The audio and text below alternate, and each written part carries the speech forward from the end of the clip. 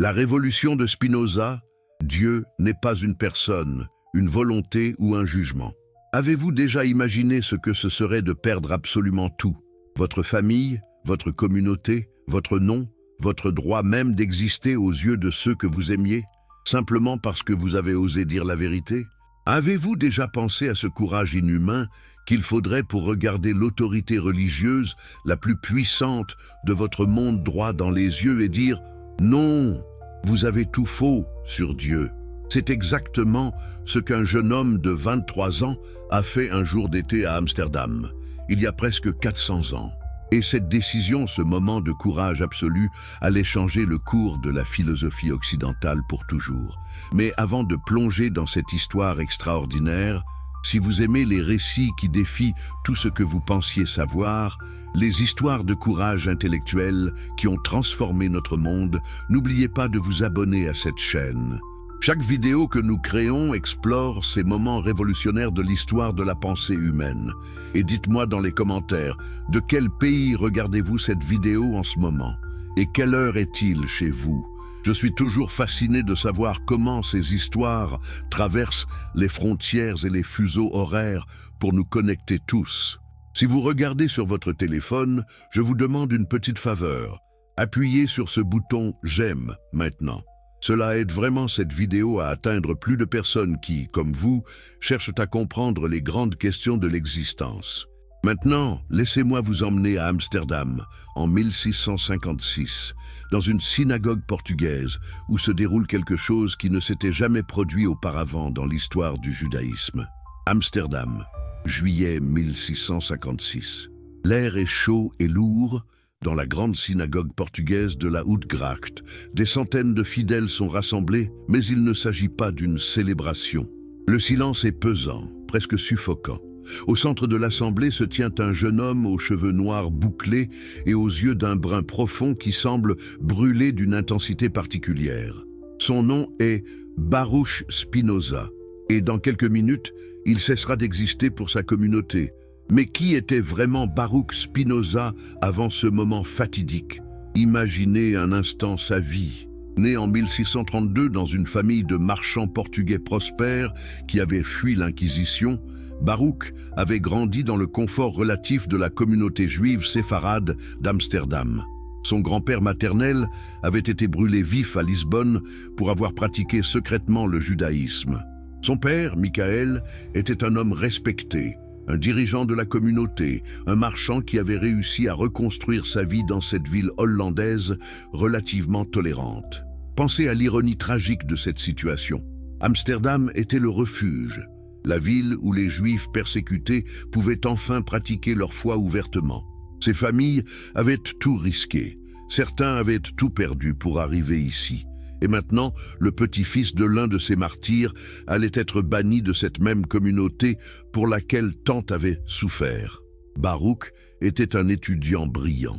Dès son plus jeune âge, il excellait dans l'étude du Talmud, de la Torah, de l'hébreu et de l'araméque. Les rabbins le remarquaient.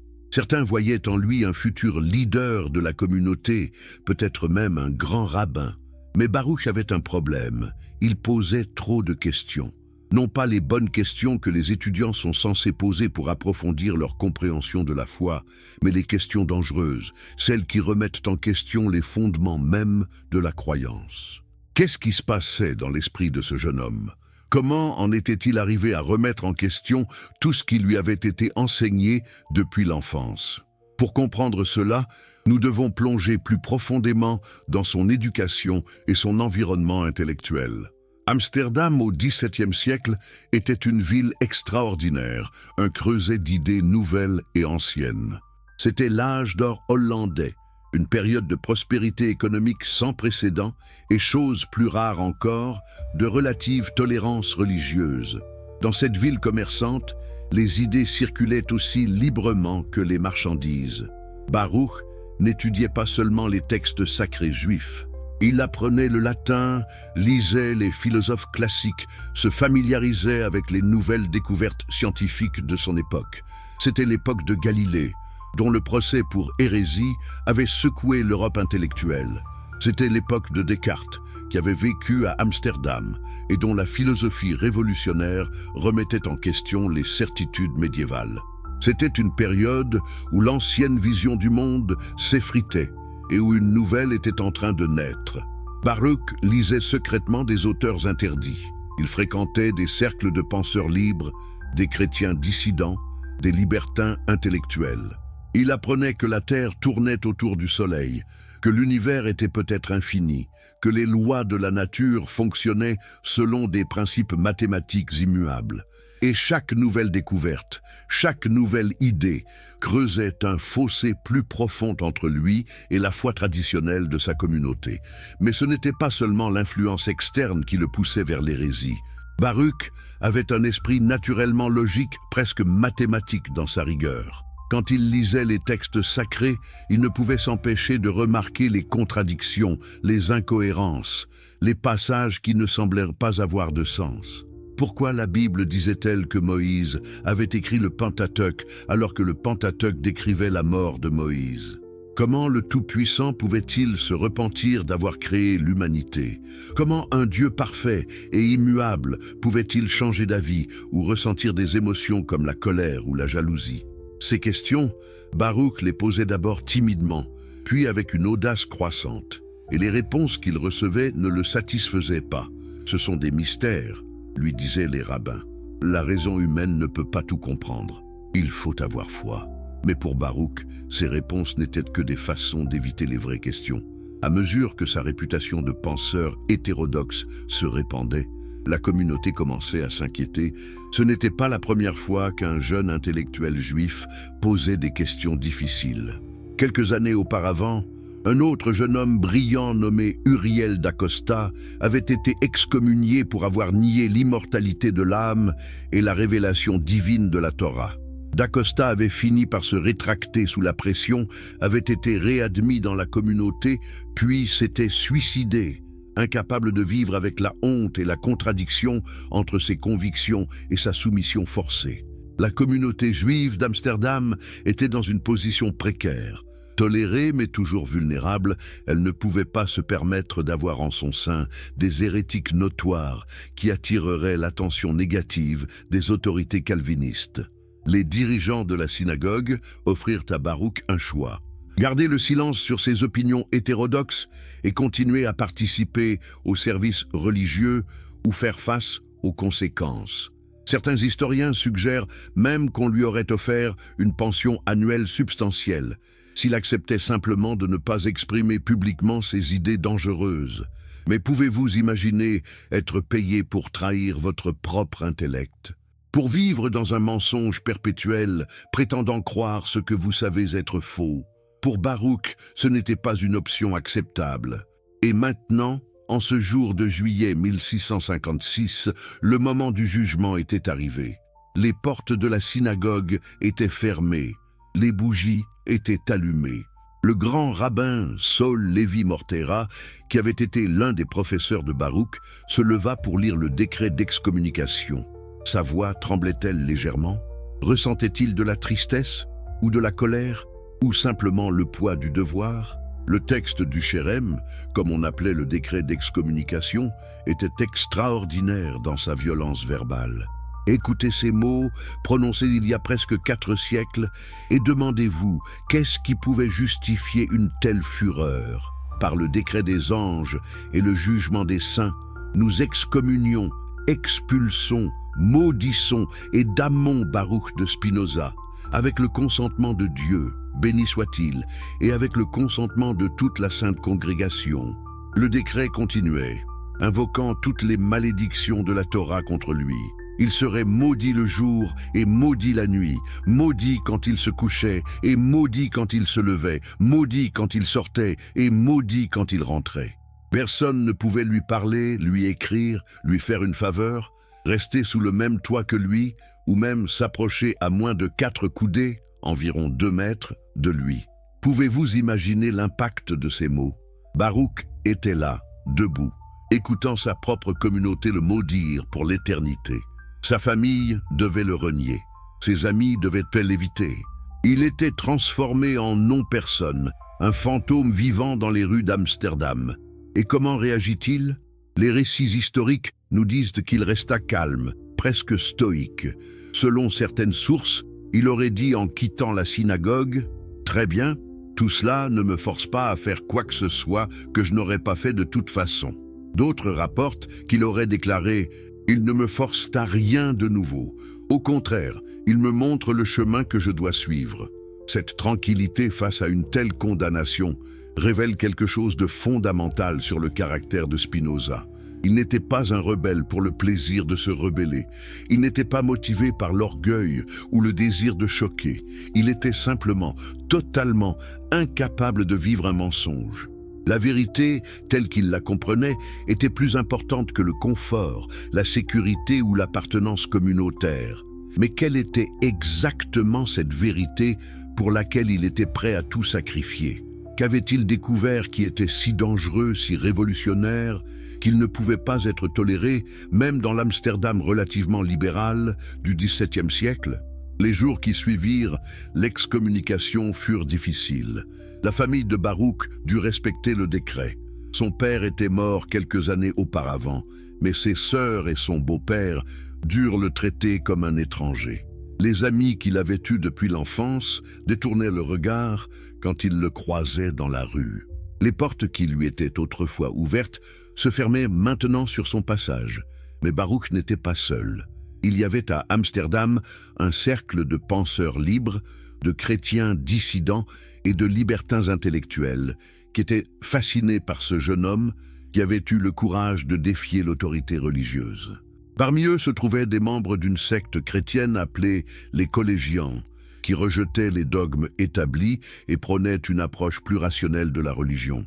C'est dans ce milieu que Baruch, qui commença bientôt à se faire appeler par la version latine de son nom, Benedictus, les deux noms signifiant béni, trouva une nouvelle communauté. Ces hommes n'étaient pas simplement des curieux. Beaucoup étaient des intellectuels sérieux, des marchands cultivés, des médecins, des hommes qui avaient eux-mêmes questionné les orthodoxies de leur temps. Et c'est là, dans ces cercles de discussion philosophique, que Spinoza commença à développer systématiquement les idées qui allaient révolutionner la philosophie occidentale. Mais avant de pouvoir consacrer sa vie à la philosophie, il avait besoin d'un moyen de subsistance. Le commerce familial lui était fermé. L'enseignement dans une institution juive était évidemment impossible. Que faire? Spinoza choisit un métier qui était à la fois pratique et symboliquement parfait. Il devint polisseur de lentilles pour microscope et télescope. Pensez à la beauté de ce choix.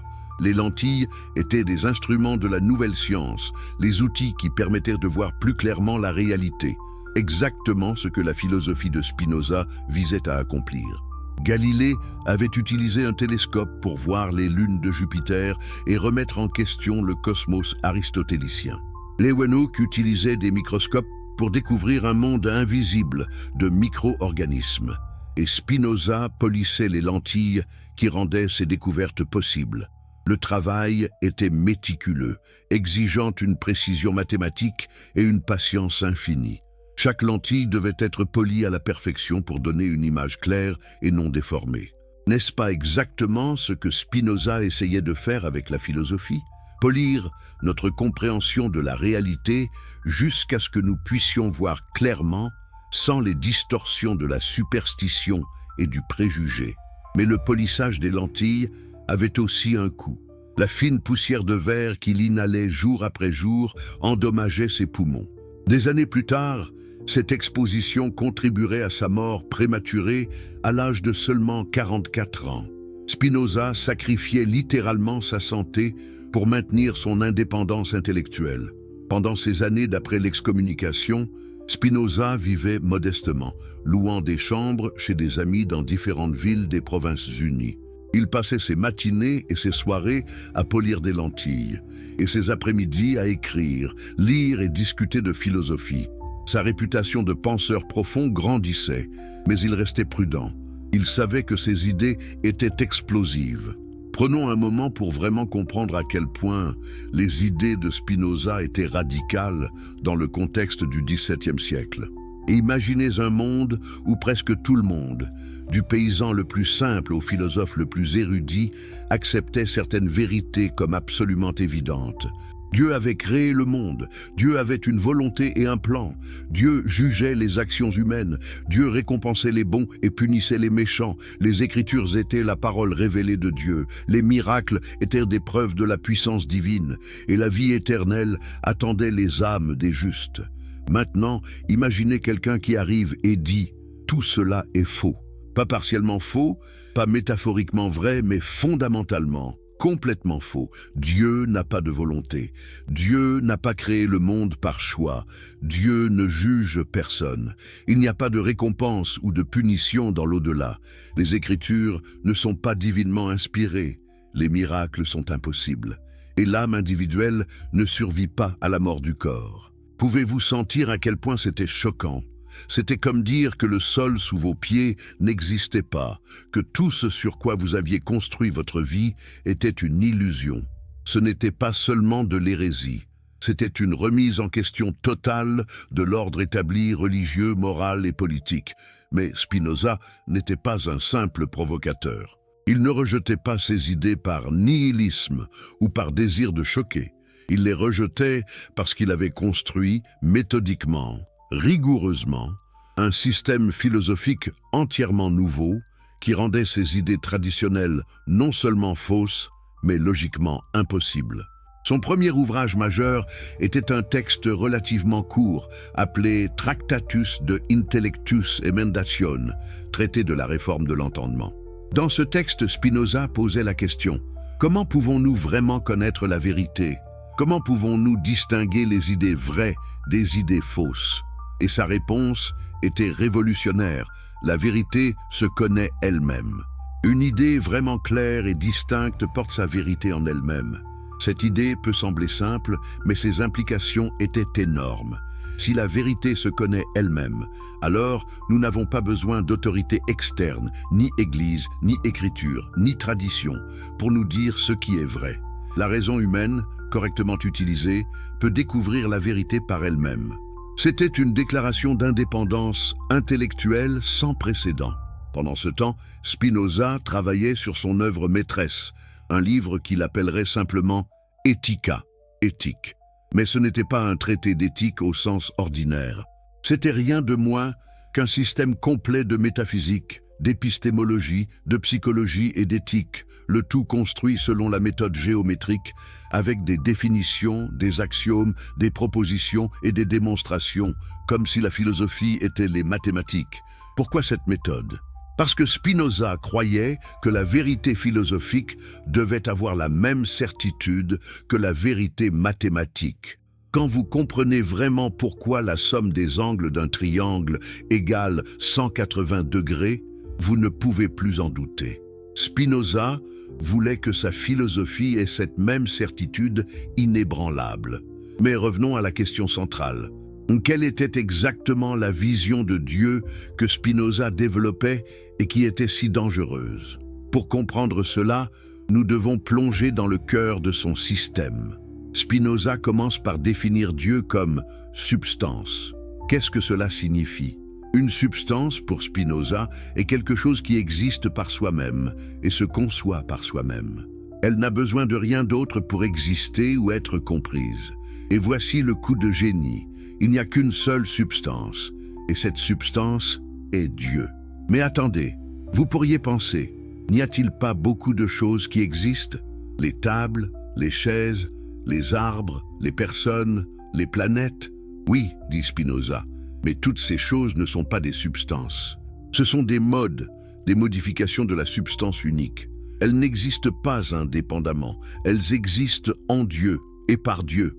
Maintenant vient la partie vraiment révolutionnaire. Si Dieu est la substance unique et que tout existe en Dieu, alors Dieu n'est pas séparé du monde. Dieu n'est pas un créateur extérieur qui fabrique le monde comme un artisan fabrique un pot. Dieu est le monde, ou plutôt, Dieu est la nature elle-même, avec un grand N. C'est pourquoi Spinoza utilisait la formule « Deus sive natura », Dieu ou la nature, les deux termes étant interchangeables. Pouvez-vous imaginer le choc de cette idée? Pour un croyant traditionnel, c'était du pur blasphème. Dieu réduit à la nature, Dieu identifié avec ce monde matériel et corruptible. Comment osait-il ? Mais pour Spinoza, c'était exactement l'inverse. Il n'abaissait pas Dieu au niveau de la nature, il élevait la nature au niveau de Dieu. Chaque partie de la nature, chaque atome, chaque plante, chaque animal, chaque être humain était une expression de l'essence divine. Tout était sacré parce que tout était Dieu. Cette vision n'était pas du panthéisme au sens ordinaire. Spinoza ne disait pas simplement que Dieu est présent dans toutes choses. Il disait que Dieu est toute chose. Il n'y a rien en dehors de Dieu. L'univers entier, dans toute son immensité et sa complexité, est Dieu se manifestant de manière infiniment diverse. Et si Dieu est identique à la nature, alors Dieu opère selon les lois de la nature. Ces lois ne sont pas des règles que Dieu impose à la création de l'extérieur. Ce sont les expressions nécessaires de la nature divine elle-même. Dieu ne peut pas violer les lois de la nature parce que ces lois sont sa propre nature. Comprenez-vous maintenant pourquoi les miracles sont impossibles dans ce système ? Un miracle serait Dieu se contredisant lui-même, agissant contre sa propre nature. C'est aussi impossible qu'un cercle carré. Les récits bibliques de miracles ne sont donc pas des faits historiques, mais des histoires allégoriques ou simplement des événements naturels mal compris par des gens qui ne connaissaient pas les vraies causes. Et si Dieu opère nécessairement selon sa nature, alors Dieu ne peut pas avoir de volonté au sens ordinaire. La volonté implique le choix entre alternatives, mais Dieu, étant absolument infini et parfait, ne manque de rien et ne peut donc rien désirer. Dieu ne choisit pas de créer le monde. Le monde découle nécessairement de la nature divine comme les propriétés d'un triangle découlent de sa définition. Pensez à ce que cela signifie pour la théologie traditionnelle. Si Dieu n'a pas de volonté, alors il n'y a pas de commandement divin au sens strict. La Torah n'a pas été révélée par Dieu à Moïse parce que Dieu ne révèle rien. Les lois que nous trouvons dans les Écritures sont des lois humaines, créées par des hommes qui essayaient de comprendre comment vivre de manière juste, mais attribuées à Dieu pour leur donner de l'autorité. Et si Dieu n'a pas de volonté, il ne peut certainement pas juger. Le jugement implique d'évaluer les actions selon des standards de bien et de mal. Mais le bien et le mal ne sont pas des qualités objectives des choses. Ce sont des évaluations humaines basées sur nos propres besoins et désirs. Quelque chose est bon quand elle nous aide, mauvais quand elle nous nuit. Mais du point de vue de Dieu nature, qui englobe tout, il n'y a ni bien ni mal. Il y a simplement ce qui est, se déployant selon les lois nécessaires de la nature. Imaginez l'impact de ces idées sur quelqu'un qui avait grandi avec la crainte du jugement divin.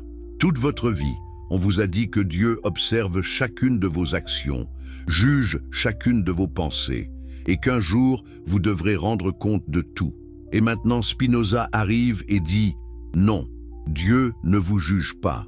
Dieu ne peut pas vous juger. » Le jugement est une projection humaine sur le divin. Cette vision éliminait complètement la peur comme motivation religieuse. Vous ne pouviez plus effrayer les gens avec des menaces d'enfer ou les tenter avec des promesses de paradis. Ces concepts n'avaient aucun sens dans le système de Spinoza.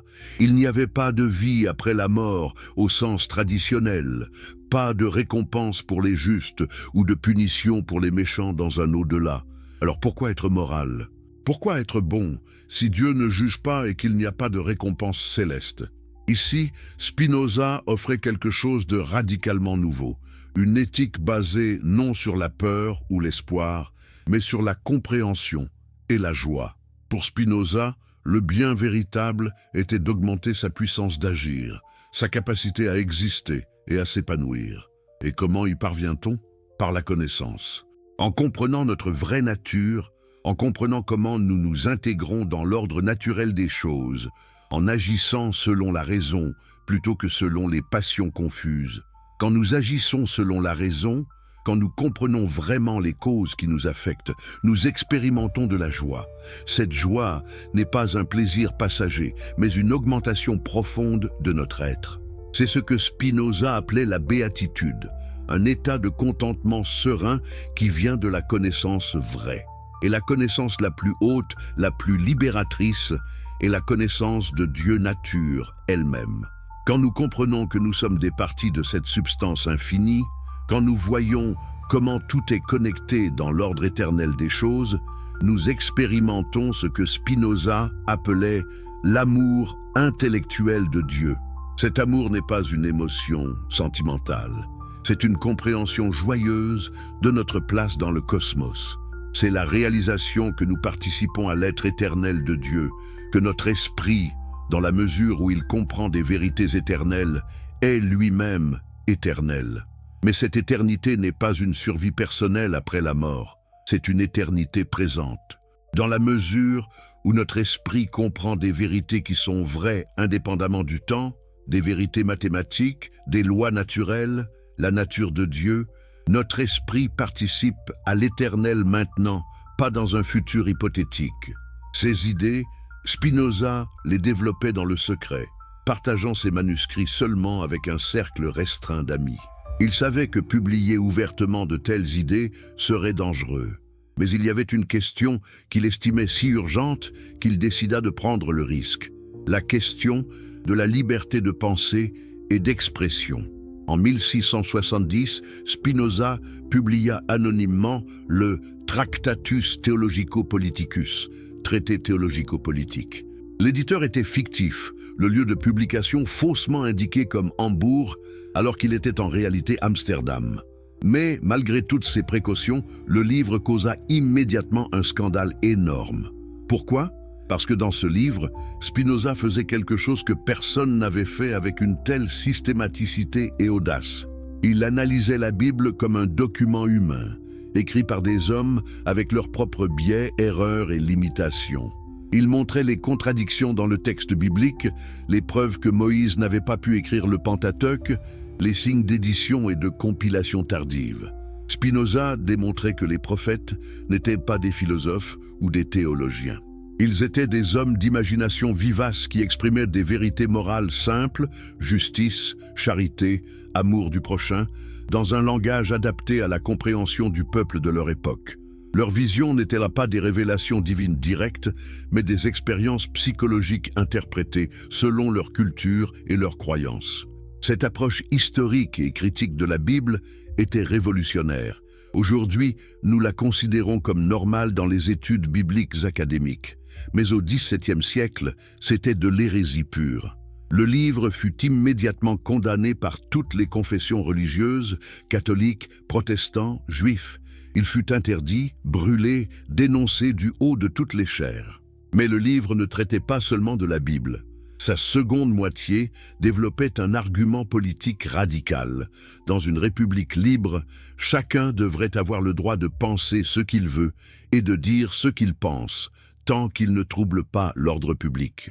La liberté de philosophie, la liberté de penser et d'exprimer ses pensées, était non seulement compatible avec la paix civile, elle en était la condition nécessaire. Spinoza argumentait que essayer d'imposer l'uniformité de croyance ne créait que de l'hypocrisie et de la rébellion. Les gens croiraient ce qu'ils croient quoi qu'il arrive. Les forcer à dissimuler leurs vraies convictions ne les changeait pas. Cela créait simplement du ressentiment et de l'instabilité. Une société saine devait permettre une diversité d'opinions religieuses et philosophiques, tant que les citoyens s'accordaient sur les principes éthiques de base nécessaires à la vie en commun. Ces idées étaient dangereuses pour les pouvoirs établis. Si les gens pouvaient penser et dire ce qu'ils voulaient, comment les autorités religieuses et politiques pourraient-elles maintenir leur contrôle? Le traité fut rapidement attribué à Spinoza malgré sa publication anonyme, et sa réputation de penseur le plus dangereux d'Europe fut cimentée. Dans les années qui suivirent, Spinoza vécut tranquillement, continuant à polir des lentilles, à écrire et à correspondre avec des philosophes et des scientifiques à travers l'Europe. Il refusa une offre de chaire à l'université de Heidelberg parce qu'elle venait avec des restrictions sur ce qu'il pouvait enseigner. Il refusa des pensions d'aristocrates parce qu'il voulait maintenir son indépendance absolue. Il vivait dans une petite chambre, possédait peu de choses, mangeait simplement. Certains de ses amis s'inquiétaient qu'il ne mange pas assez. Mais Spinoza était content. Il avait ce qu'il voulait le plus, la liberté de penser et d'écrire sans contrainte. En 1577, à l'âge de 44 ans, Spinoza mourut de tuberculose, aggravé par des années d'inhalation de poussière de verre. À son chevet se trouvaient quelques amis proches. Il resta philosophique jusqu'à la fin, discutant sereinement de métaphysique, même dans ses dernières heures. Après sa mort, ses amis publièrent ses Opera Postuma, œuvres posthumes, incluant l'éthique complète, le traité politique inachevé et d'autres écrits. Presque immédiatement, ces livres furent interdits dans toute l'Europe. Mais les interdictions ne pouvaient pas arrêter les idées. Les livres circulaient clandestinement, étaient copiés, discutés dans des cercles secrets d'intellectuels. Pendant plus d'un siècle, spinoziste fut l'insulte philosophique la plus grave qu'on pouvait lancer. Être accusé de spinozisme, c'était être accusé d'athéisme, d'immoralité, de subversion de tout ce qui était sain et bon. Même des philosophes qui étaient profondément influencés par Spinoza prenaient soin de le dénoncer publiquement, tout en adoptant secrètement ses idées. Mais lentement, inexorablement, les idées de Spinoza s'infiltraient dans la conscience européenne. Les philosophes des Lumières, Voltaire, Diderot, d'Holbach, Lessing, lisaient Spinoza et étaient transformés. Ces idées sur la liberté de penser, la critique biblique, la séparation de l'Église et de l'État, la fondation naturaliste de l'éthique, toutes ces idées devinrent centrales au projet des Lumières.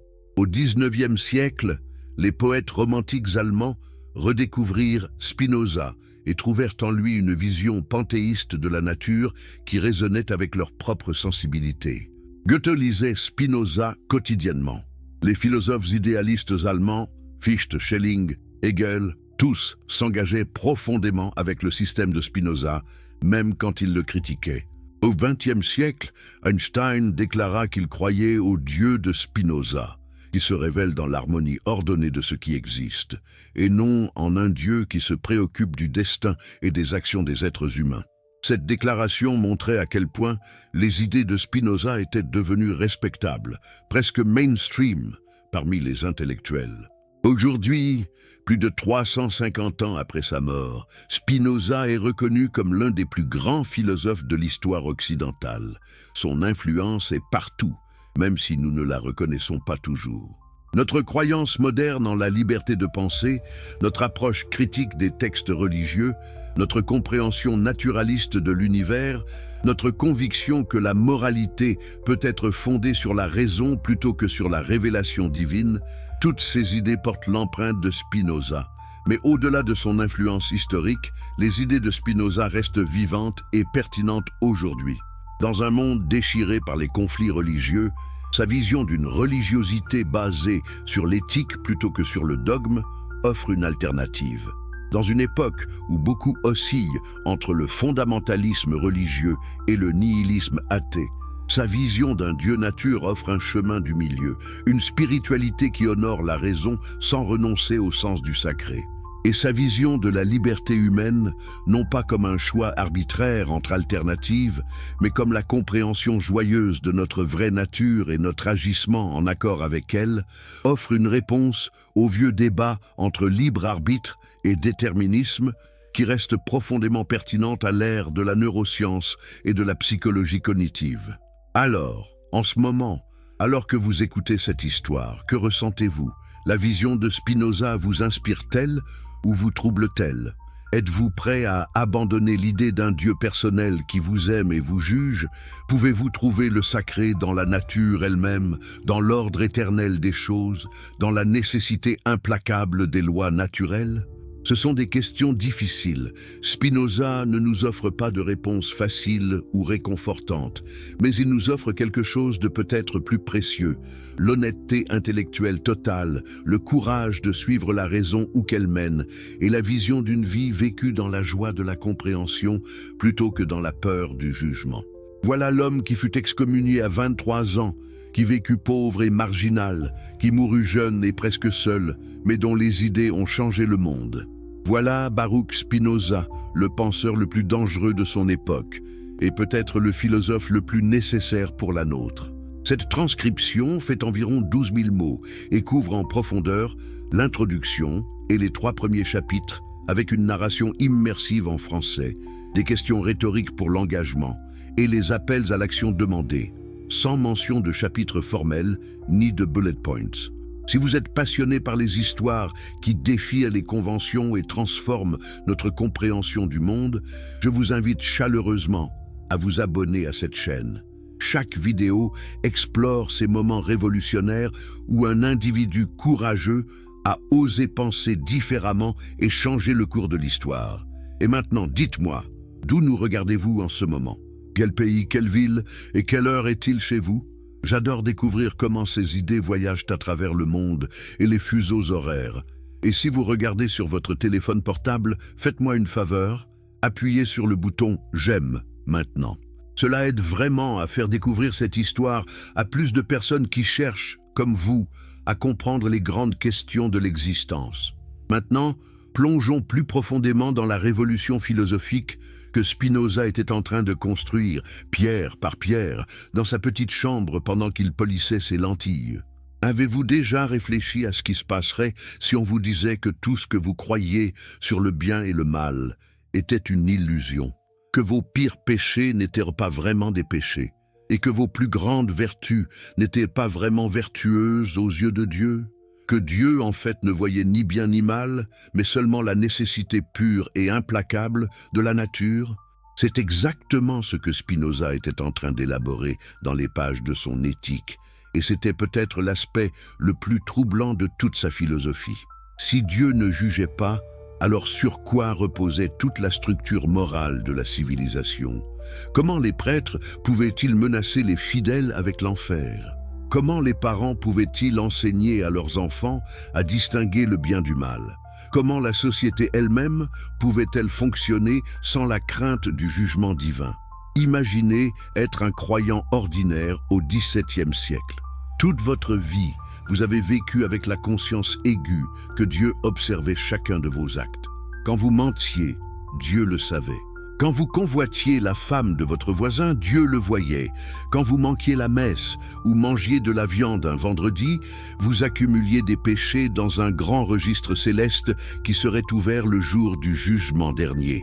Cette conscience omniprésente de l'œil divin qui vous surveille était le fondement même de la moralité pour la plupart des gens. Et maintenant arrive Spinoza avec sa démonstration géométrique froide et implacable. Dieu ne peut pas juger parce que juger implique avoir des standards de bien et de mal.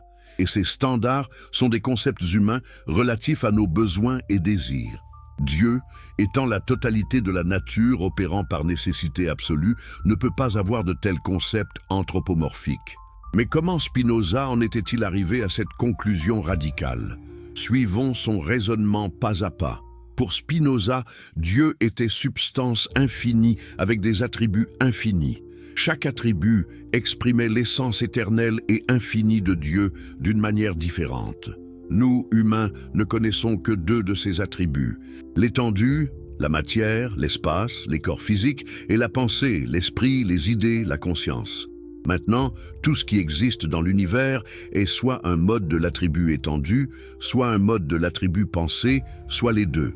Votre corps est un mode de l'étendue, votre esprit est un mode de la pensée. Mais, et c'est crucial, votre corps et votre esprit ne sont pas 2 choses distinctes qui interagissent. Ce sont la même chose exprimée dans 2 attributs différents. C'est comme regarder la même réalité de 2 perspectives différentes. Cette idée résolvait le fameux problème corps-esprit qui tourmentait Descartes. Descartes ne pouvait pas expliquer comment un esprit immatériel pouvait interagir avec un corps matériel. Spinoza disait « Ils n'interagissent pas parce qu'ils sont la même chose. Quand vous décidez de lever votre bras, ce n'est pas votre esprit qui cause un mouvement dans votre corps. C'est le même événement vu sous 2 perspectives différentes, comme pensée dans l'attribut pensée, comme mouvement dans l'attribut étendu. Mais revenons au jugement divin.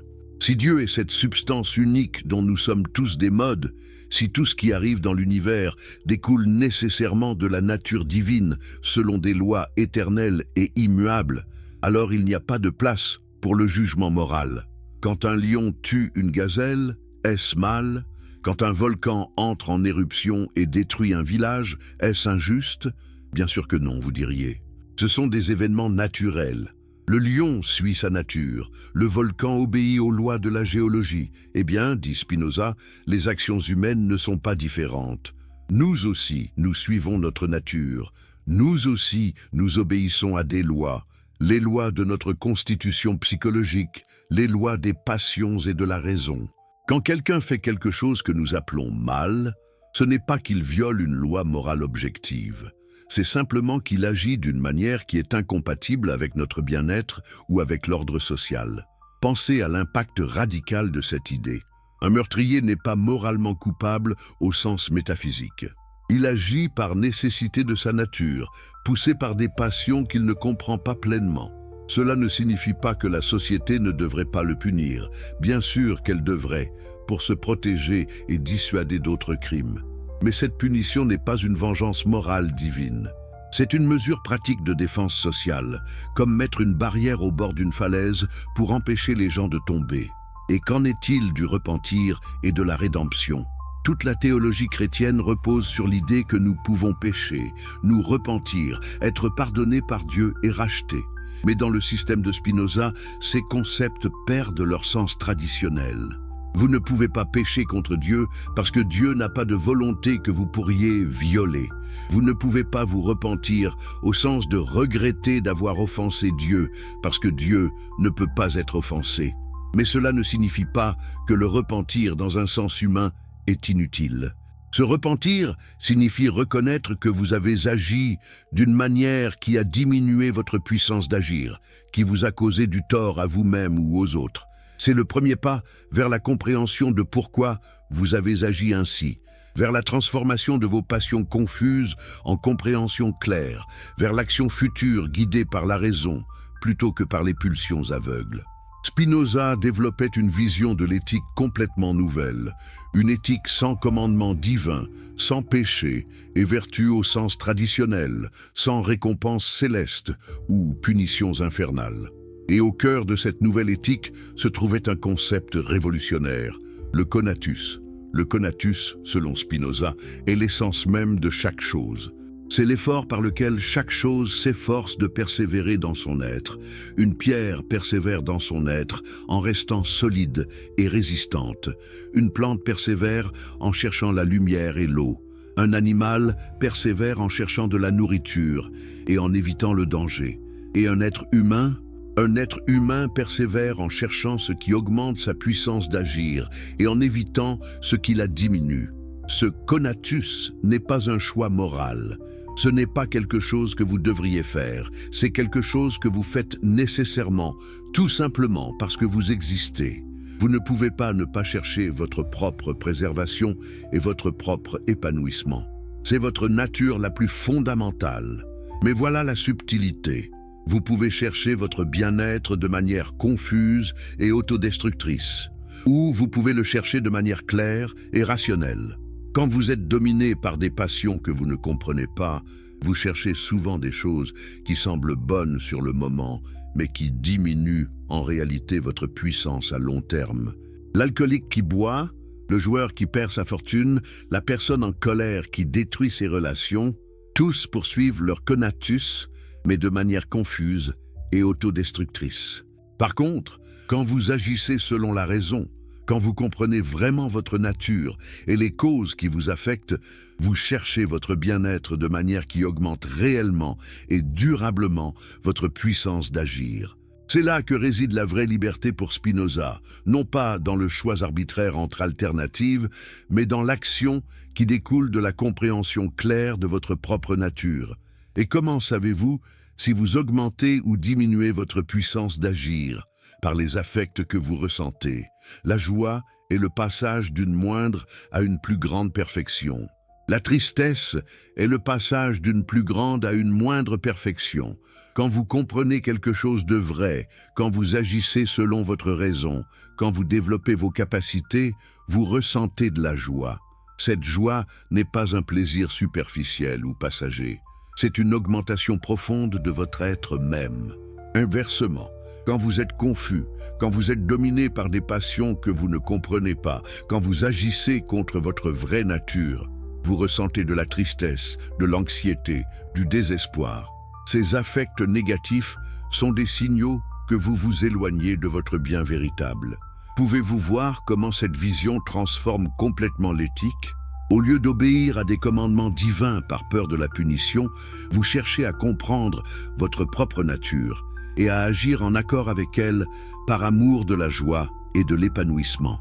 Au lieu de réprimer vos désirs comme pécheurs, vous cherchez à les comprendre et à les transformer en expression rationnelle de votre conatus. Prenons un exemple concret, la colère.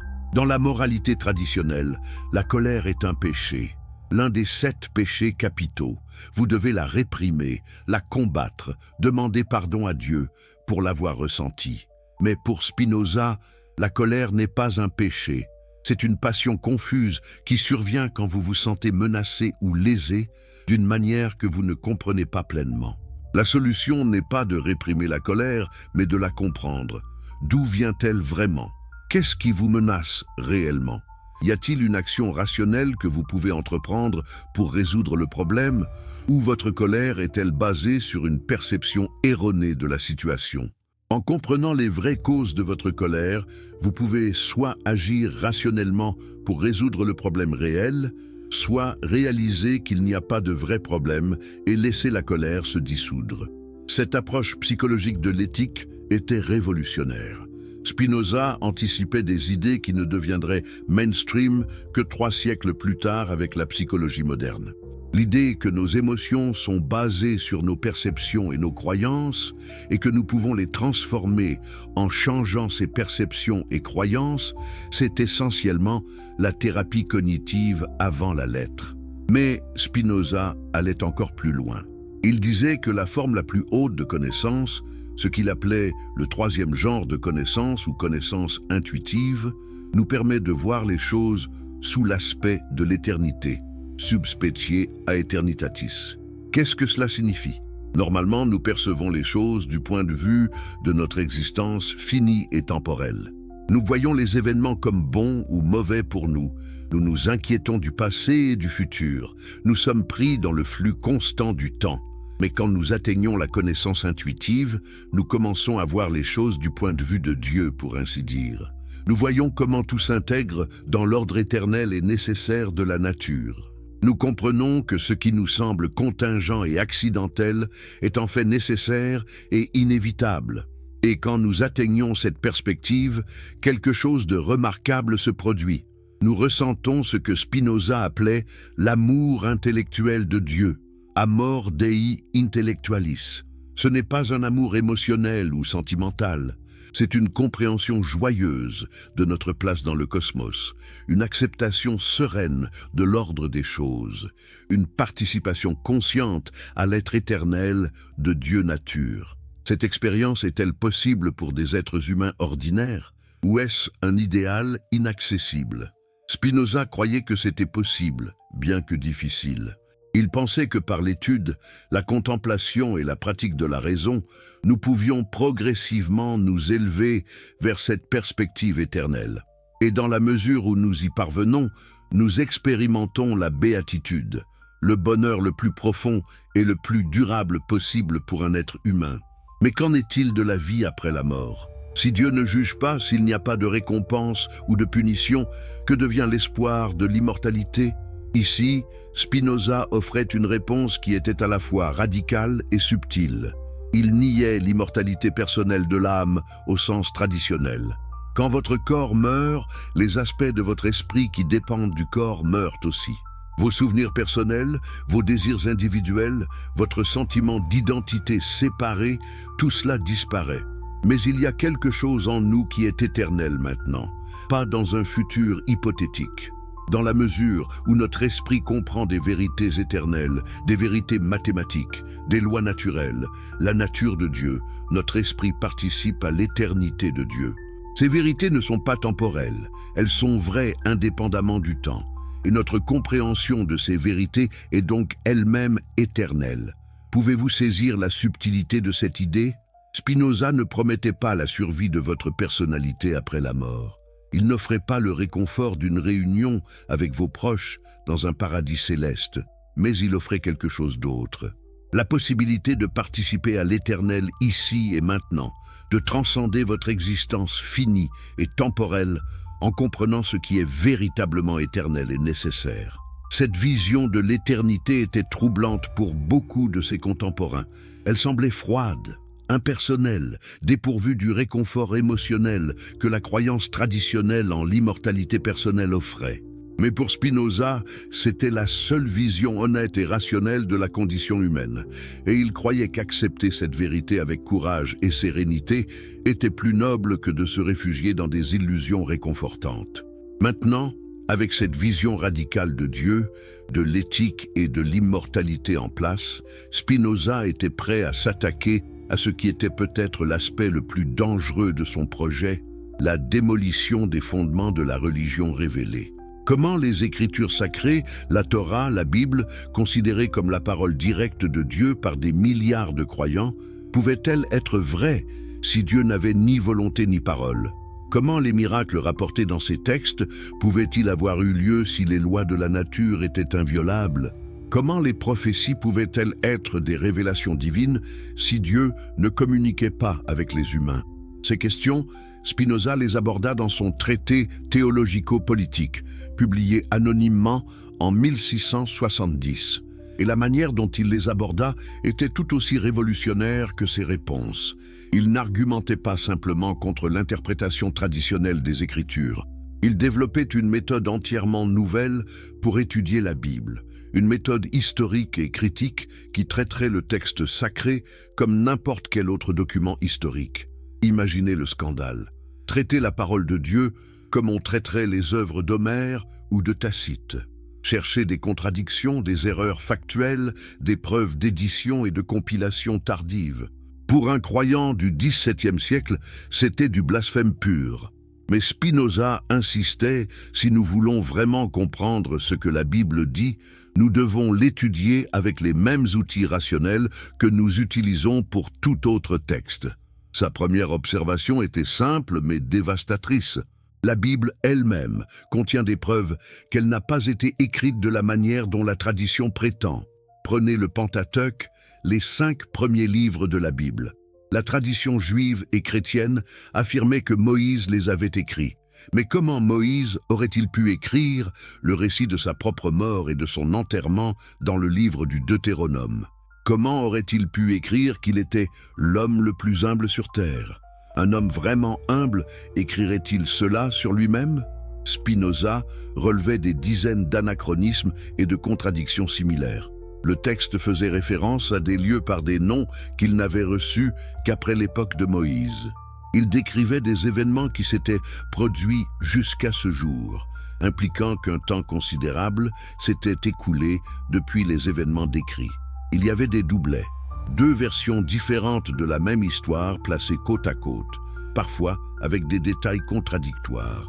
Tout cela suggérait que le Pentateuque n'avait pas été écrit par un auteur unique à une époque unique.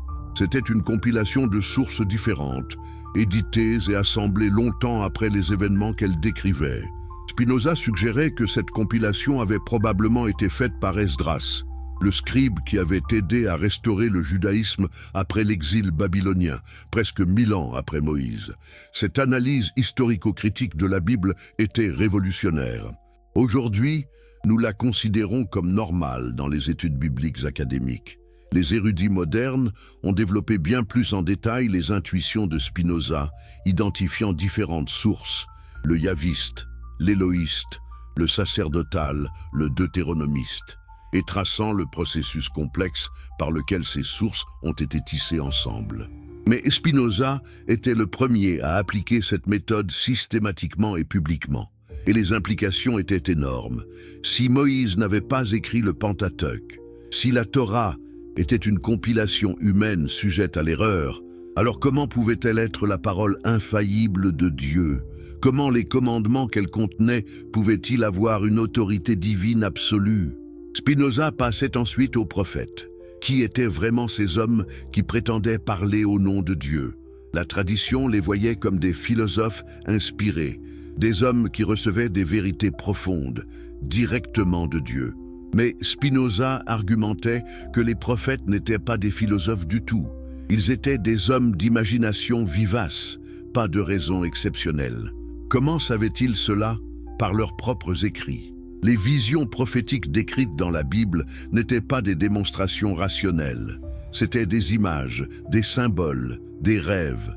Dieu apparaissait comme un vieil homme avec une barbe, assis sur un trône. Il parlait en hébreu, quelle coïncidence que Dieu parle la langue des prophètes. Il utilisait des métaphores et des analogies adaptées à la culture de l'époque. Tout cela suggérait que les prophètes n'avaient pas accès à des vérités philosophiques profondes sur la nature de Dieu. Ce qu'ils avaient, c'était une imagination forte qui leur permettait de visualiser des vérités morales de manière vivante et convaincante. Quand Isaïe voyait Dieu assis sur un trône élevé, ce n'était pas parce que Dieu avait vraiment un trône. C'était l'imagination d'Isaïe qui traduisait son sentiment de la majesté divine en images visuelles qu'il pouvait comprendre et communiquer. Et quel était le message réel des prophètes? Pas des doctrines théologiques complexes sur la nature de Dieu. C'étaient des messages moraux simples. Pratiquez la justice, aimez la miséricorde, prenez soin des pauvres et des opprimés. Sur ces principes éthiques fondamentaux, tous les prophètes s'accordaient. Sur les détails métaphysiques, comment Dieu est-il exactement?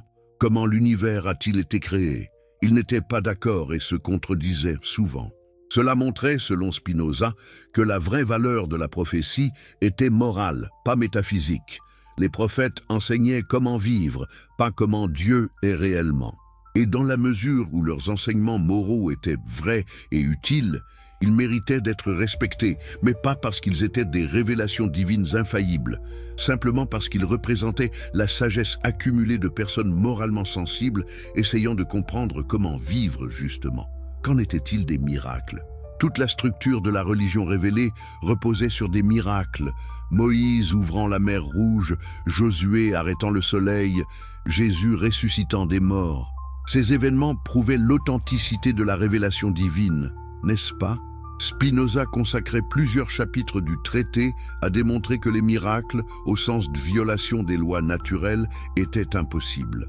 Son argument était simple mais dévastateur. Les lois de la nature sont des expressions de la nature éternelle de Dieu. Elles ne sont pas des règles que Dieu impose de l'extérieur et qu'il pourrait suspendre à volonté. Elles sont ce que Dieu est. Donc, un miracle, une violation des lois naturelles, serait Dieu se contredisant lui-même, agissant contre sa propre nature. C'est logiquement impossible, comme un cercle carré. Mais comment expliquer alors les miracles rapportés dans la Bible? Spinoza offrait plusieurs possibilités. Certains étaient des événements naturels mal compris. La mer Rouge aurait pu s'ouvrir en raison de vents forts et de marées basses, un événement naturel qui s'est produit au moment opportun. Les plaies d'Égypte étaient des phénomènes naturels de la région.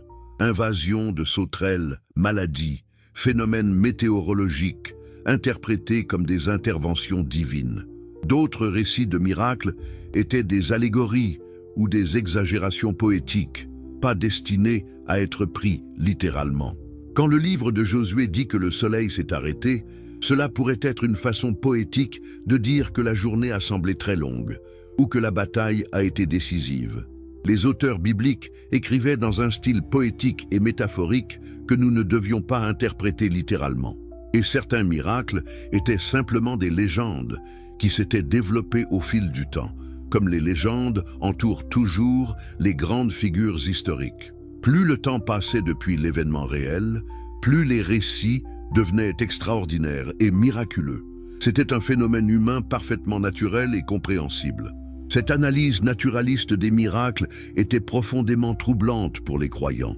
Si les miracles n'étaient pas des interventions divines, alors sur quoi reposait l'authenticité de la révélation? Si les événements de l'Exode étaient des processus naturels, quelle preuve avions-nous que Dieu avait vraiment choisi le peuple d'Israël? Si Jésus n'avait pas vraiment ressuscité, quelle preuve avions-nous qu'il était divin? Spinoza était parfaitement conscient de ces implications, et il les acceptait pleinement. Il n'y avait pas de peuple choisi au sens traditionnel. Il n'y avait pas de révélation divine spéciale à Israël ou à l'Église chrétienne. Il n'y avait que des êtres humains essayant de comprendre le divin à travers les limitations de leur culture et de leur époque. Mais cela ne signifiait pas que la Bible était sans valeur.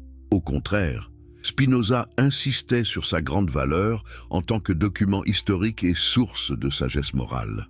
Les histoires bibliques nous montraient comment les gens du passé avaient lutté avec les grandes questions de l'existence, de la justice, du sens. Les enseignements moraux des prophètes et de Jésus, aimer son prochain, pratiquer la justice, être miséricordieux, restaient valables, pas parce qu'ils étaient commandés par Dieu, mais parce qu'ils exprimaient des vérités rationnelles sur comment vivre bien. Spinoza développait ainsi une distinction radicale entre la philosophie et la théologie.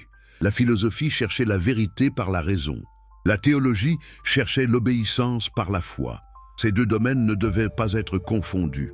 La Bible n'était pas un manuel de philosophie ou de science. C'était un guide moral pour les masses qui ne pouvaient pas atteindre la vérité par la raison pure. Et c'était là que Spinoza faisait une concession importante. Il reconnaissait que la plupart des gens ne pouvaient pas ou ne voudraient pas vivre selon la raison pure. Ils avaient besoin d'histoire, d'images, d'autorités externes pour les guider moralement. Pour ces gens, la religion traditionnelle avec ses récits miraculeux et ses promesses de récompenses célestes jouait un rôle utile. Elle les motivait à agir moralement d'une manière que la raison seule ne pourrait pas. Mais, et c'était crucial, cette religion populaire ne devait pas prétendre à la vérité philosophique. Elle ne devait pas forcer les philosophes à accepter ses dogmes. Et surtout, elle ne devait pas avoir le pouvoir politique de persécuter les dissidents. Voilà où l'argument de Spinoza devenait explicitement politique. La seconde moitié du traité théologico-politique développait une défense passionnée de la liberté de pensée et d'expression. Spinoza argumentait que dans une république libre, chacun devait avoir le droit de penser ce qu'il voulait et de dire ce qu'il pensait, tant qu'il n'incitait pas à la violence ou ne troublait pas l'ordre public. Pourquoi? Parce que essayer de contrôler les pensées des gens était non seulement injuste, mais aussi impossible et contre-productif. Vous ne pouvez pas forcer quelqu'un à croire quelque chose. Vous pouvez le forcer à prétendre croire, à réciter les bonnes formules, à participer aux bons rituels. Mais vous ne pouvez pas contrôler ce qui se passe réellement dans son esprit. Et quand vous essayez de forcer l'uniformité de croyance, que créez-vous? De l'hypocrisie. Des gens qui disent une chose en public et pensent autre chose en privé. Et cette hypocrisie généralisée corrompait la société, créait du ressentiment, minait le respect pour l'autorité. C'était la recette de l'instabilité sociale, pas de l'ordre. Par contre, quand vous permettiez la liberté de penser, que se passait-il? Les gens honnêtes et sincères pouvaient exprimer leurs vraies opinions. Les idées différentes pouvaient être débattues ouvertement. La vérité avait une chance d'émerger du choc des opinions diverses. Et les gens développaient un respect pour la loi non par peur, mais par compréhension rationnelle de son utilité. Spinoza utilisait l'exemple des Provinces-Unies des Pays-Bas, où il vivait. C'était une des sociétés les plus tolérantes et les plus libres d'Europe à l'époque. Et c'était aussi une des plus prospères et des plus stables. Ce n'était pas une coïncidence. La liberté engendrait la créativité, le commerce, la stabilité sociale. L'intolérance engendrait la stagnation, le conflit, l'instabilité. Bien sûr, Spinoza n'était pas naïf. Il reconnaissait qu'il devait y avoir des limites. Vous ne pouviez pas permettre aux gens d'inciter à la violence ou à la sédition. Vous ne pouviez pas permettre aux gens d'agir de manière qui détruisait l'ordre social. Mais ces limites devaient concerner les actions, pas les pensées ou les paroles. Et elles devaient être appliquées par l'autorité civile, pas par l'autorité religieuse. Voilà où Spinoza devenait vraiment radical. Il argumentait pour une séparation complète entre l'Église et l'État. Les autorités religieuses pouvaient enseigner leur doctrine, diriger leurs services, guider leurs fidèles. Mais elles ne devaient avoir aucun pouvoir politique. Elles ne devaient pas pouvoir forcer les non-croyants à obéir à leurs règles. Elles ne devaient certainement pas pouvoir persécuter les hérétiques. Cette idée était explosive au XVIIe siècle, quand la plupart des États européens avaient des religions officielles et persécutaient activement les dissidents. L'Espagne avait l'Inquisition qui brûlait les hérétiques. L'Angleterre pénalisait les catholiques. La France persécutait les huguenots. Et Spinoza disait « Tout cela est non seulement injuste, mais stupide et contre-productif. » Ces arguments pour la tolérance religieuse et la séparation Église-État seraient repris et développés par les philosophes des Lumières du siècle suivant. Ils deviendraient finalement la base des démocraties libérales modernes. Mais au moment où Spinoza les écrivait, ils étaient considérés comme dangereusement subversifs. Le traité théologico-politique fut publié anonymement en 1670, avec une fausse indication de lieu de publication. Malgré ces précautions, il causa immédiatement un scandale énorme. Les autorités religieuses de toute confession le dénoncèrent. Il fut interdit, ses exemplaires furent brûlés. Être surpris en possession du livre pouvait entraîner des poursuites. Mais le livre circulait quand même. Il était lu avidement dans les cercles intellectuels, à travers l'Europe. Et malgré les dénonciations publiques, beaucoup de lecteurs étaient secrètement d'accord avec ses arguments. Le génie était sorti de la bouteille.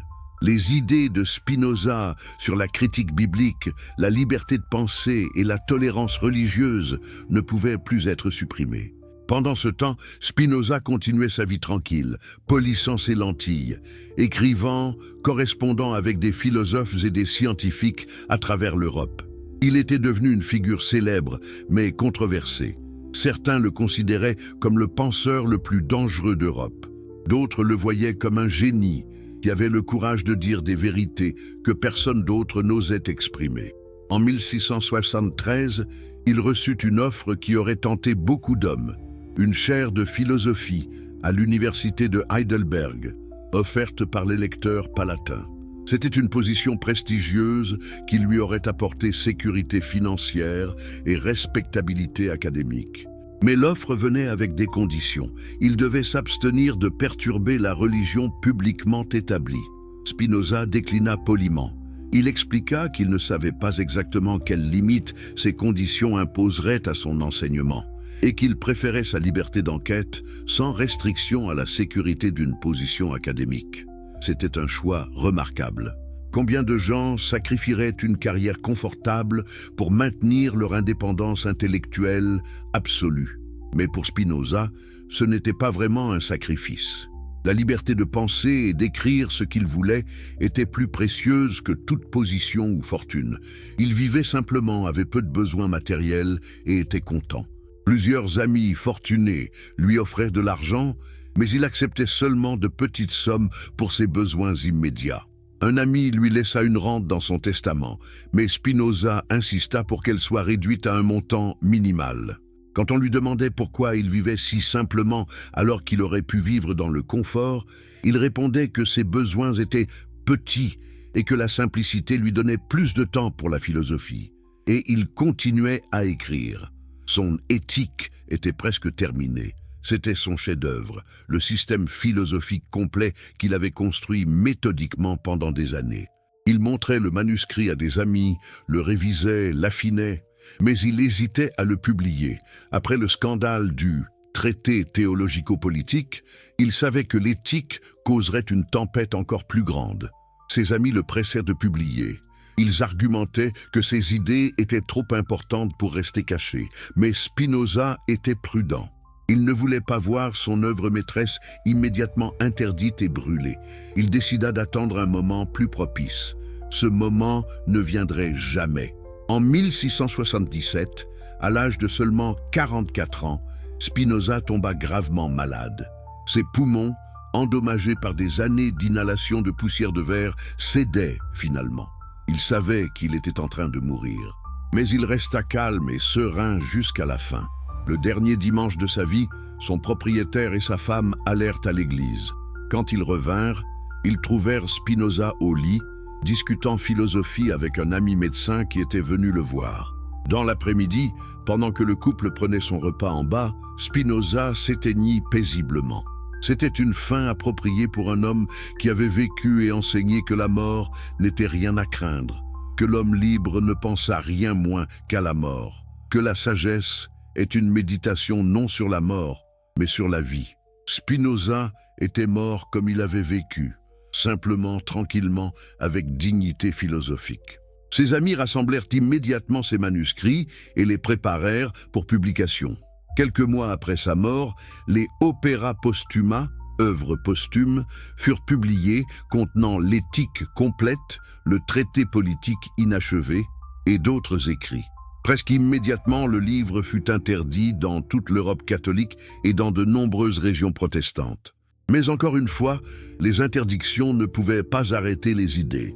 Les livres circulaient clandestinement. Ils étaient copiés à la main, traduits en différentes langues, discutés dans des cercles secrets d'intellectuels. Et lentement, mais sûrement, les idées de Spinoza commençaient à infiltrer la conscience européenne, préparant le terrain pour les révolutions intellectuelles des siècles à venir. Qu'est-ce que vous ressentez maintenant, ayant voyagé si profondément dans l'esprit de cet homme extraordinaire? Ces idées vous libèrent-elles ou vous troublent-elles? Pouvez-vous imaginer vivre sans la croyance en un Dieu personnel qui vous aime et vous juge? Pouvez-vous trouver sens et moralité dans un univers de pure nécessité naturelle? Ou ces idées vous semblent-elles froides et dépourvues du réconfort dont l'âme humaine a besoin? Ce sont des questions que chaque personne doit répondre pour elle-même. Spinoza ne nous offre pas de réponse facile ou réconfortante, mais il nous offre quelque chose de peut-être plus précieux: l'honnêteté intellectuelle totale, le courage de suivre la raison où qu'elle mène, et la vision d'une vie vécue dans la joie de la compréhension plutôt que dans la peur du jugement. Si les récits de transformation intellectuelle qui ont façonné notre monde moderne vous passionnent, prenez un instant pour vous abonner à cette chaîne. Chaque vidéo explore ces moments décisifs où un penseur courageux a défié l'orthodoxie et ouvert de nouveaux horizons pour l'humanité. Et maintenant, dites-moi, d'où regardez-vous cette histoire en ce moment? Quel pays, quelle ville vous abrite pendant que vous découvrez cette révolution philosophique? Et quelle heure est-il chez vous? J'adore savoir comment ces idées voyagent à travers les continents et les fuseaux horaires, connectant des âmes curieuses partout dans le monde. Si vous êtes sur votre téléphone, faites-moi une petite faveur. Appuyez sur le bouton « J'aime » maintenant. Ce simple geste aide vraiment à faire découvrir cette histoire à d'autres personnes qui, comme vous, cherchent à comprendre les racines de notre pensée moderne. Maintenant, avançons dans le temps. La mort de Spinoza en 1677 n'était pas une fin, mais un commencement. Que se passe-t-il quand les idées les plus dangereuses d'une époque deviennent les vérités évidentes de la suivante? Quand ce qui était autrefois considéré comme blasphème devient le fondement même de la civilisation. C'est exactement ce qui est arrivé aux idées de Spinoza dans les siècles qui ont suivi sa mort. Imaginez l'Europe du début du XVIIIe siècle. Les opéras postuma de Spinoza circulent clandestinement, cachés dans des doubles fonds de malle, copiés à la main dans des pièces fermées à clé, discutés à voix basse dans des cafés intellectuels. Être surpris avec ces livres peut ruiner une carrière, provoquer un scandale social, voire entraîner des poursuites judiciaires. Et pourtant, les gens lisent. Les philosophes, les scientifiques, les esprits libres de toute l'Europe dévorent les écrits de cet homme qui a osé dire ce que personne d'autre n'osait même penser. Mais qui étaient ces lecteurs secrets? Qui risquait sa réputation pour comprendre les idées d'un hérétique juif excommunié? La réponse pourrait vous surprendre. Ce n'étaient pas seulement des radicaux marginaux ou des athées déclarés, c'étaient certains des esprits les plus brillants du XVIIIe siècle, des hommes qui allaient façonner les Lumières et, à travers elles, le monde moderne. Prenez Pierre Bayle, par exemple.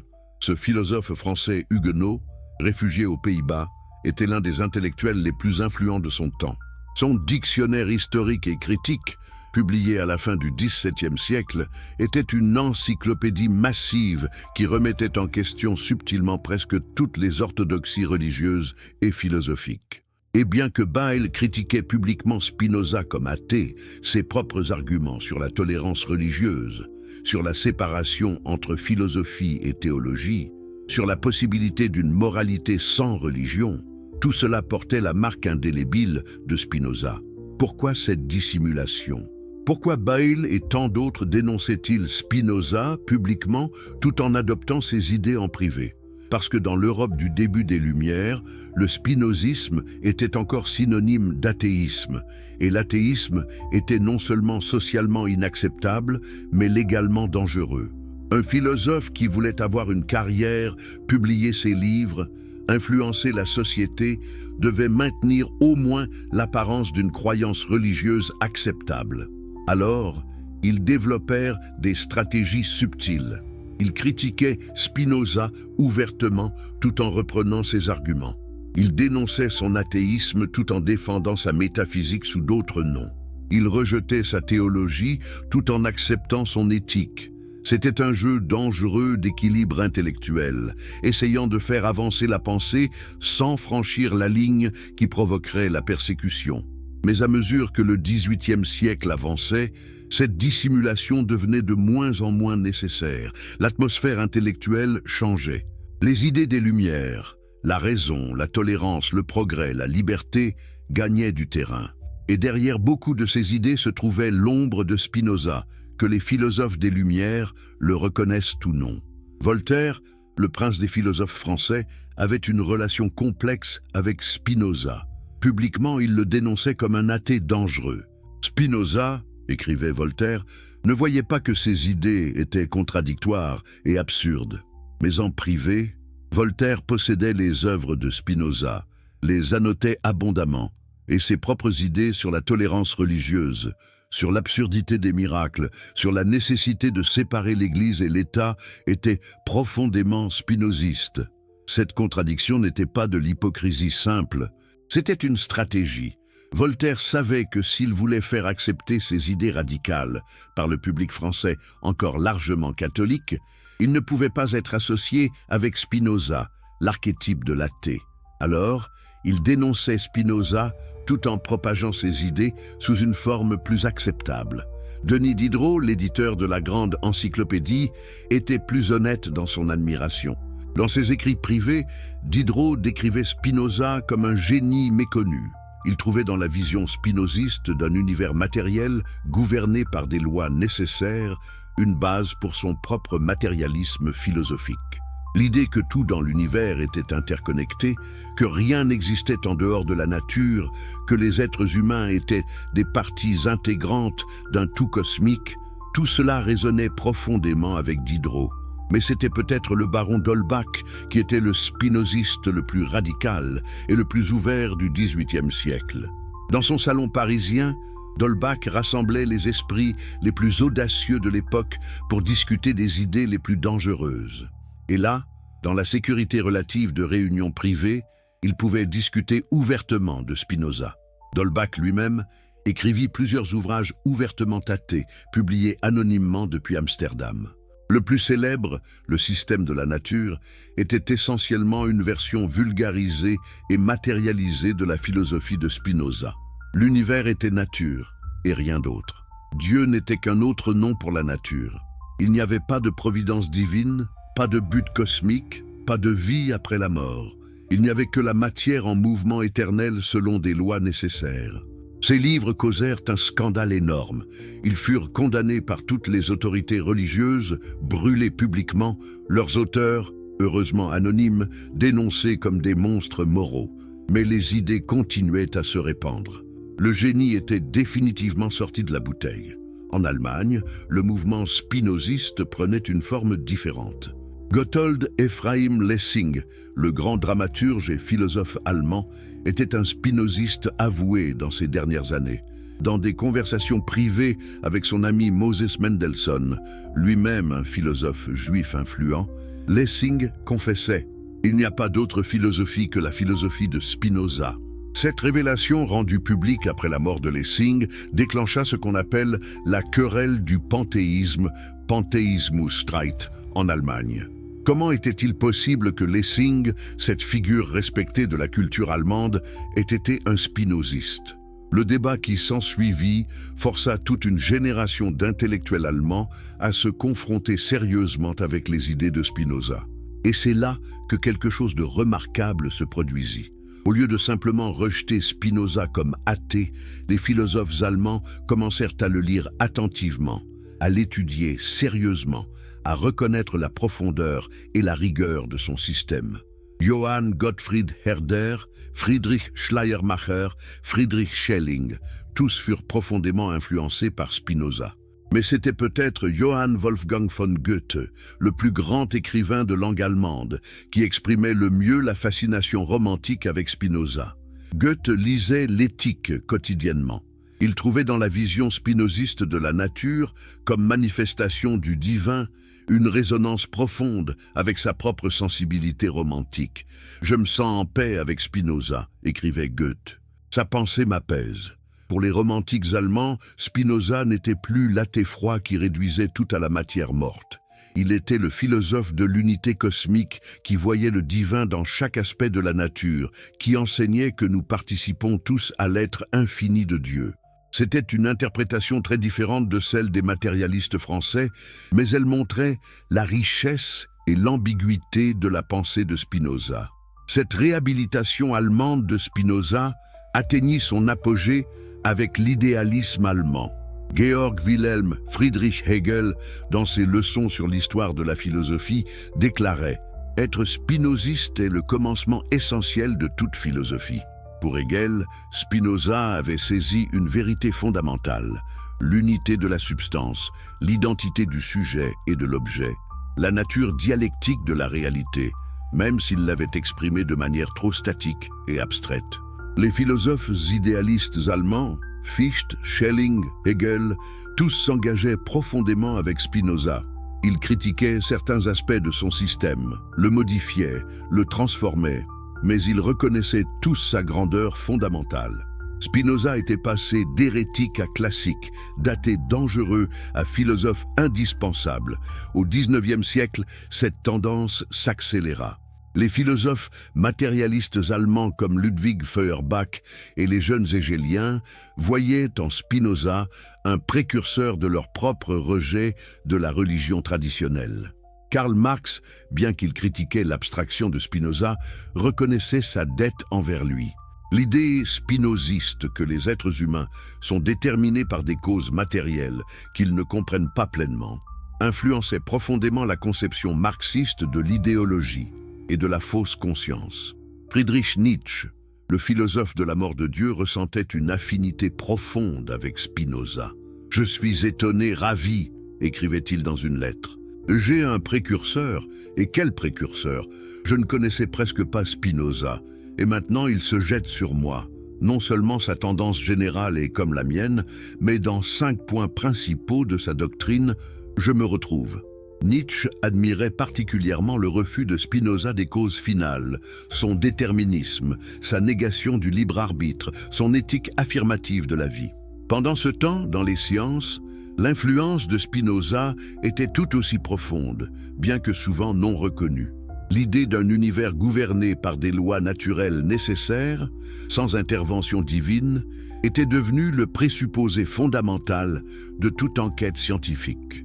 Quand les scientifiques cherchaient des explications naturelles pour tous les phénomènes, quand ils rejetaient les miracles et la providence comme explication, quand ils voyaient l'univers comme un système fermé de cause à effet, ils pensaient, qu'ils le sachent ou non, de manière spinoziste. Albert Einstein, au XXe siècle, était explicite sur sa dette envers Spinoza. Quand on lui demandait s'il croyait en Dieu, Einstein répondait « Je crois au Dieu de Spinoza, qui se révèle dans l'harmonie ordonnée de tout ce qui existe, et non en un Dieu qui se préoccupe du destin et des actions des êtres humains. » Cette formulation était remarquable. Voici Einstein, peut-être le scientifique le plus célèbre du XXe siècle, déclarant publiquement son allégeance à la vision de Spinoza. Ce qui avait été autrefois l'hérésie la plus dangereuse était devenu respectable, presque mainstream, parmi les intellectuels. Mais qu'en est-il de l'influence de Spinoza sur la politique et la société? Ici aussi, son impact était profond, bien que souvent indirect. Ses arguments pour la liberté de pensée et d'expression, pour la tolérance religieuse, pour la séparation de l'Église et de l'État, tous devinrent des piliers des démocraties libérales modernes. Les pères fondateurs américains Beaucoup d'entre eux, déistes, influencés par les Lumières, construisirent une nation basée sur des principes qui auraient été familiers à Spinoza. La liberté de religion garantie par le premier amendement, la séparation constitutionnelle de l'Église et de l'État, l'idée que le gouvernement tire sa légitimité du consentement des gouvernés plutôt que de l'autorité divine, tout cela portait l'empreinte, indirecte mais réelle, de la pensée spinoziste filtrée à travers les Lumières. En France, la Révolution française, avec son attaque radicale contre l'Église catholique et sa tentative de fonder une société sur la raison plutôt que sur la révélation, était, en un sens, une réalisation dramatique et souvent violente d'idées que Spinoza avait esquissées plus d'un siècle auparavant. La Déclaration des droits de l'homme et du citoyen, avec son affirmation des droits naturels et de la souveraineté populaire, aurait été reconnaissable à Spinoza. Avançons maintenant au XXe siècle. Après la Première Guerre mondiale, il y eut un renouveau d'intérêt pour Spinoza parmi les intellectuels juifs européens. Pour des penseurs comme Franz Rosenzweig et Leo Strauss, Spinoza représentait une figure complexe et troublante. Le juif qui avait trahi sa foi, mais aussi le penseur qui avait osé affronter les questions les plus fondamentales avec une honnêteté brutale. Rosenzweig écrivit un livre important intitulé « L'étoile de la rédemption », qui était en partie une réponse à Spinoza.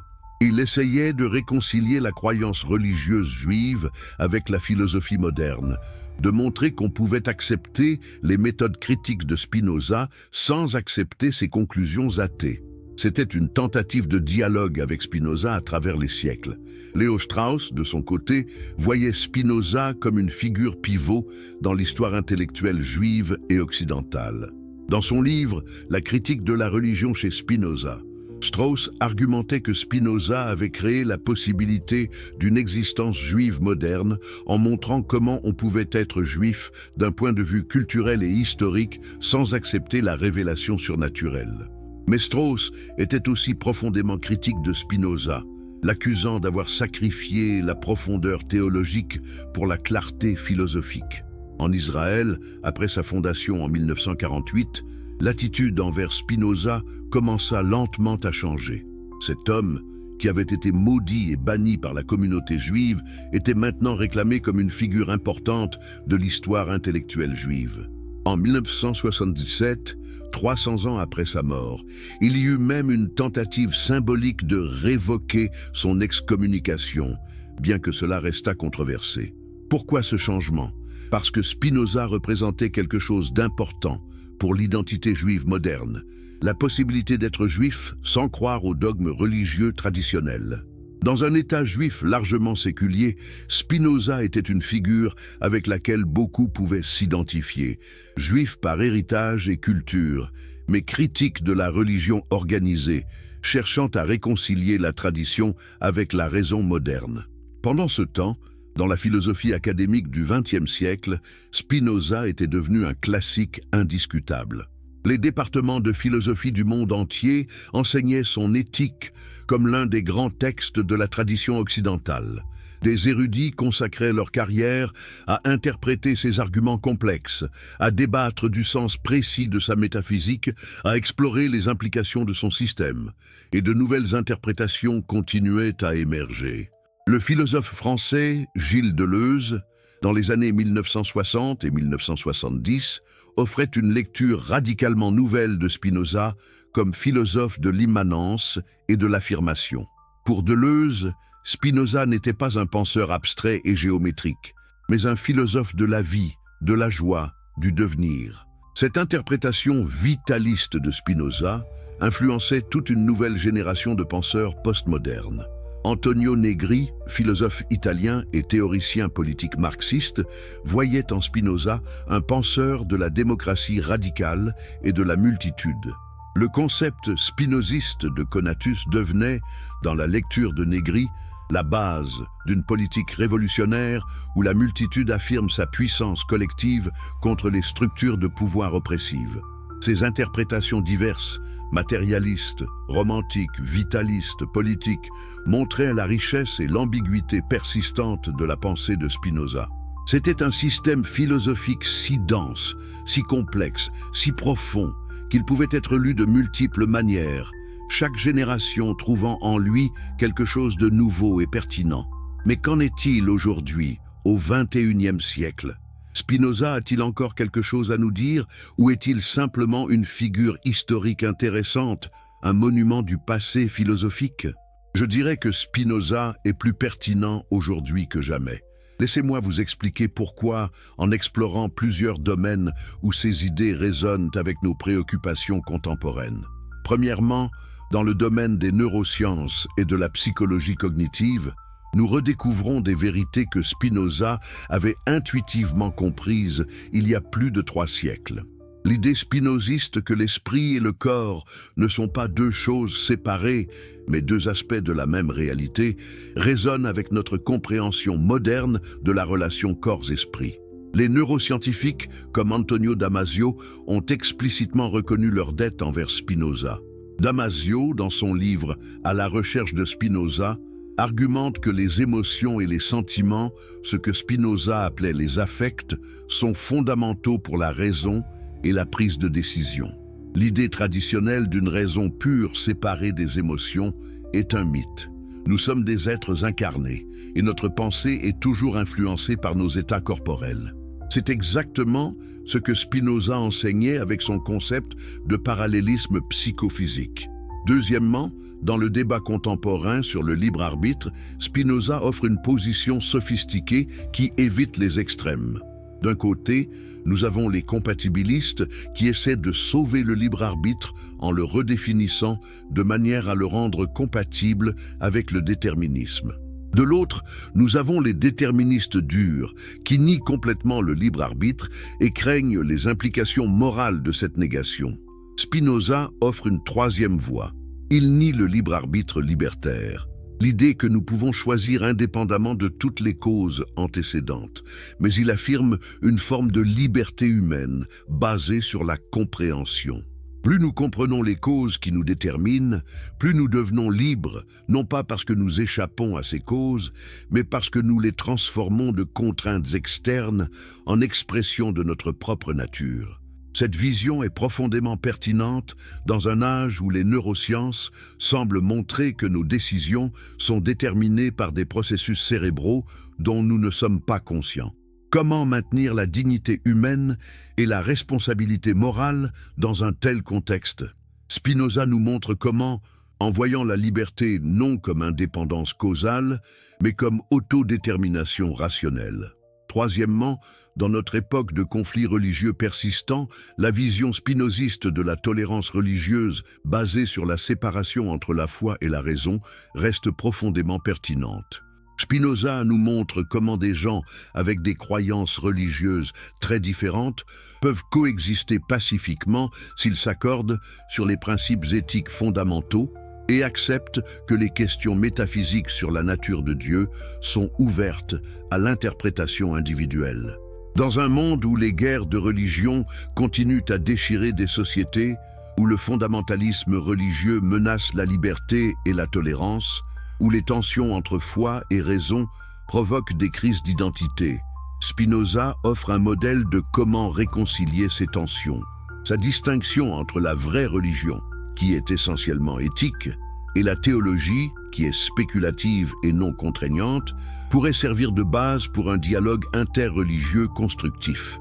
Quatrièmement, dans le contexte de la crise écologique actuelle, la vision spinoziste de l'unité de la nature prend une nouvelle urgence. Si nous sommes vraiment des parties intégrantes de la nature, pas des maîtres séparés qui peuvent l'exploiter à volonté, alors notre bien-être est inséparablement lié au bien-être de l'ensemble de l'écosystème. Cette perspective écologique profonde était implicite dans la philosophie de Spinoza bien avant que l'écologie n'existe comme science. L'idée que nous devrions augmenter notre puissance d'agir ne signifie pas, dans une perspective spinoziste authentique, exploiter la nature pour notre bénéfice à court terme. Cela signifie comprendre notre place dans l'ordre naturel et agir de manière à promouvoir notre épanouissement durable, qui nécessite un environnement sain et équilibré. Une éthique spinoziste est nécessairement une éthique écologique. Cinquièmement, dans le domaine de la santé mentale et du bien-être, les idées de Spinoza sur les émotions et la joie sont remarquablement modernes. Sa vision que nous devrions chercher à comprendre nos émotions plutôt qu'à les réprimer, que la joie vient de l'augmentation de notre puissance d'agir, que la vie bonne consiste à développer nos capacités, tout cela résonne avec la psychologie positive contemporaine et les approches de pleine conscience. Le concept spinoziste de béatitude, un état de contentement profond qui vient de la compréhension et de l'acceptation de notre place dans l'ordre naturel, anticipe remarquablement ce que les praticiens de la pleine conscience appellent l'acceptation radicale, ou ce que les stoïciens modernes appellent la mort fati. Dans un âge d'anxiété et de dépression épidémique, cette sagesse spinoziste sur comment atteindre la paix intérieure est précieuse. Mais peut-être la contribution la plus importante de Spinoza pour notre époque est méthodologique plutôt que substantielle. Il nous montre comment penser avec rigueur et honnêteté sur les questions les plus fondamentales. Il refuse les réponses faciles, les consolations sentimentales, les dogmes non examinés. Il insiste pour suivre la raison où qu'elle mène, même quand elle nous mène vers des conclusions inconfortables. Dans notre époque de fake news, de théorie du complot, de tribalisme politique, de relativisme postmoderne, nous avons besoin de l'exemple de Spinoza. Nous avons besoin de son engagement envers la vérité objective, son insistance sur la démonstration rigoureuse, sa volonté de réviser ses croyances face à l'évidence. Nous avons besoin de son courage intellectuel. Mais Spinoza nous enseigne aussi l'humilité. Son système philosophique, aussi impressionnant soit-il, n'était pas parfait. Il faisait des erreurs, tirait parfois des conclusions qui ne suivaient pas de ses prémices, laissait des questions importantes sans réponse. Et il le savait. À la fin de l'Éthique, il écrit « Tout ce qui est excellent est aussi difficile que rare ». Il ne prétendait pas avoir toutes les réponses. Il offrait un chemin, sachant que chacun devrait le parcourir à sa manière.